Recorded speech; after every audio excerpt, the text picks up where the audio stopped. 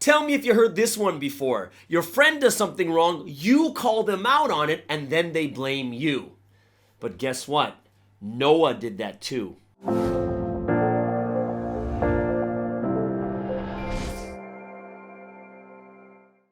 Hey guys, how's it going? Welcome to Espresso with Sky, giving you a fresh perspective on faith, life, God, and the Bible. I am Pastor Sky, and over here are my two sidekicks. If you haven't done so, go ahead, hit all those buttons, subscribe, whatever it is. But the most important thing is, please leave an honest opinion on today's topic. Now, if you want to support this ministry, you got PayPal and buymeacoffee.com, all right? So, let's get into this interesting subject today. Now, we all know the famous story about Noah, the ark, the flood, the animals, and the rainbow at the end. But there's a really interesting story that happens right after in Genesis chapter 9. If you look from verse 20 and on, we're going to see that Noah proceeds to plant a vineyard. And then he proceeds to make some wine. And then he drinks the wine. And then he drinks the wine. And then he drinks the wine until he gets drunk. His youngest son, Ham, walks in. Yeah, I know, his name is Ham. He walks in, sees his father drunk and naked, and is like, oh! And then he goes and tells his two brothers. Now, the two brothers, completely different reaction. They go to the tent, take a blanket, walk in backwards, cover their father's nakedness, and then walk out without even looking. When Noah eventually wakes up, what does he do? He curses his youngest son. Does that make sense? You know what I mean? Like, he's the one that got drunk. And why would you bless the other two sons? Or why did the sons even cover him? What does this all mean? So what we're going to do is we're going to go deep into today's scripture, figure out what happened during that time, and why was Ham considered wicked and not Noah? Now, before we get into this father-son rivalry, whose fault is it, who made the mistake, who has the sin, let's first take a look at what is the result of this sin. And you're going to be shocked how big it really is. Now, in the first 2,000 years of the Bible, there are only two major stories. The story of Adam and Eve and the story of Noah and the judgment of the flood. And the results are exactly the same.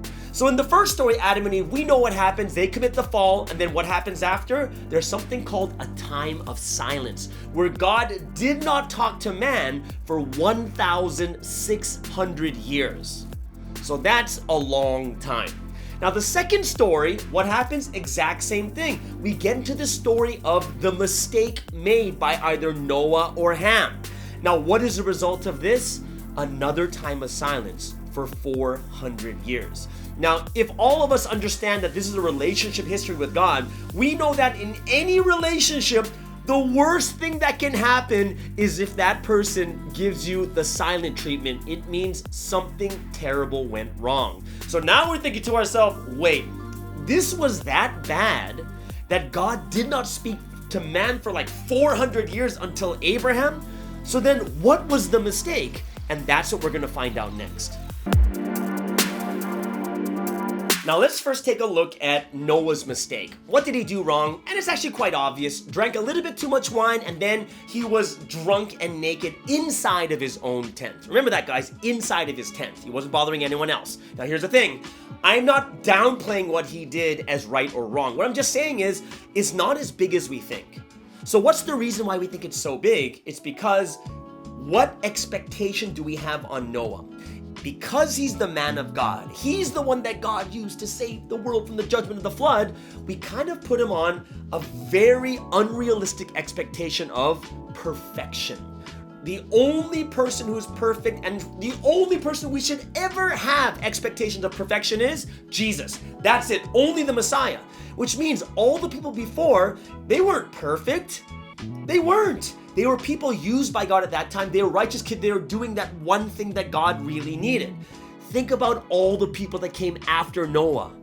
There were people that did far worse sins and mistakes than Noah did.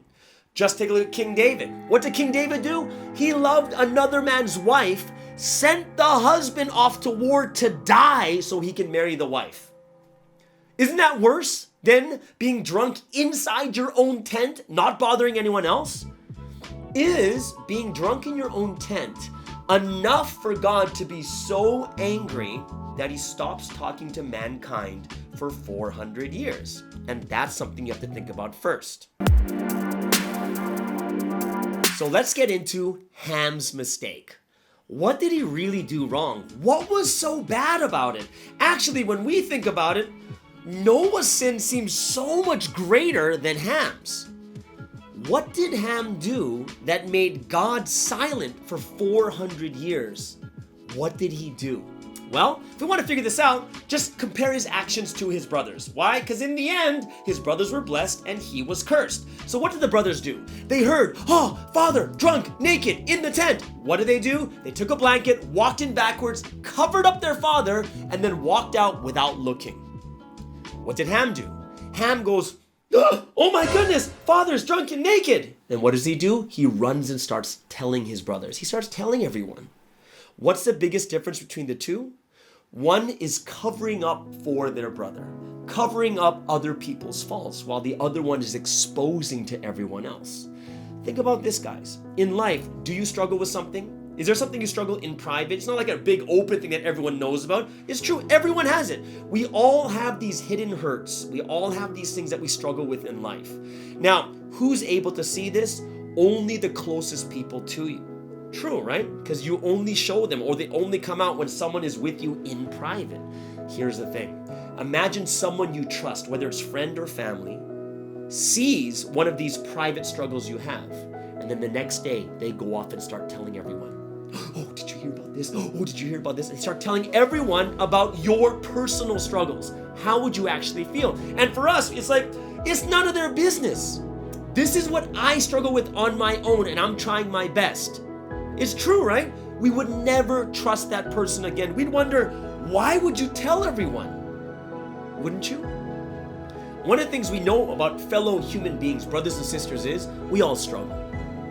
We all have something, right? There's no one who's perfect, right? We have the things we struggle with in private.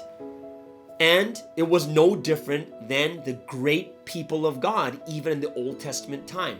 Like King David, we already talked about before, the Moseses, the Elijahs, and Noah. We all have those things we struggle with. So, I'm going to take it one step deeper, and I'm going to show you why it was even worse in this situation, what Ham did. In this situation, Noah was not only the father, he was also the man of God, the person that God sent to save them. You see, in every time God sends someone to fulfill the will. At the time of the flood, it was Noah. At the time of setting the people free from Egypt, it was Moses. And at every time there was someone sent. When someone asked Jesus, what is the greatest work of God that we can do? What does Jesus say? In John chapter 6, verse 29, the work of God is to believe in the one that he sent. Because the only way you'll be saved is through that person. If you want to escape the flood, you got to believe and follow in Noah, right? If you want to escape slavery in Egypt, you got to believe and follow in Moses. And every time God sent someone, and you had to believe and follow them. Now here's the thing. They're not perfect, and we got to understand this. Remember, all those people, all those great leaders, even in the New Old Testament time, this Old Testament leaders, they all had faults. However, God would always prove to everyone that they were sent by God. Always. Moses, great example. 10 plagues. He got them out of Egypt. On top of that, he parted the Red Sea. What more do you need to prove that he is the man of God and God is speaking through him? God is working through him. What about Noah? Noah, he built the ark and he predicted, hey, guess what? God says the judgment of the flood is coming. And what happens? It actually came. And the only way to escape the flood was to believe and follow in Noah. And at that point, they knew he wasn't just the father, he's the man of God. You see, the children, they could have had doubts before. They could have been doubting like, oh no, well, is the flood really going to come? But when were they 100% sure, all right, God is speaking through our dad? It's the moment the flood came. When the flood came, they're like, what? It is true. And at that point, they should be 100% sure this person is sent by God. We got to believe and follow this person. Like I said, are they perfect?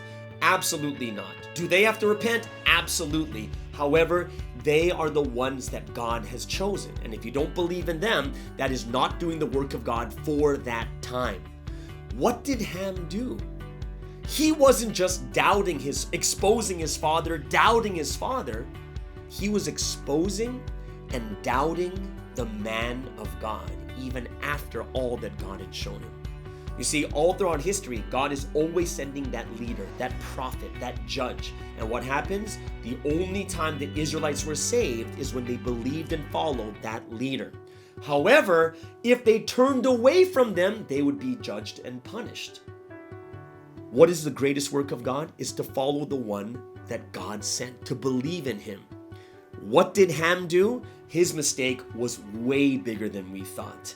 It was doubting and disbelieving in the person that God sent, even though God already showed him the sign. And that's why it was such a huge thing. As long as the followers are not going to follow the man of God, it doesn't make a difference, because he can show you the right way. But if they're terrible followers, they'll go the opposite direction, which means there'll never be salvation. And the opposite's the same. What if you have really good followers and a really bad leader that doesn't listen to God? Then they'll follow this leader no matter what, even though this person's bad and taking them in the wrong direction.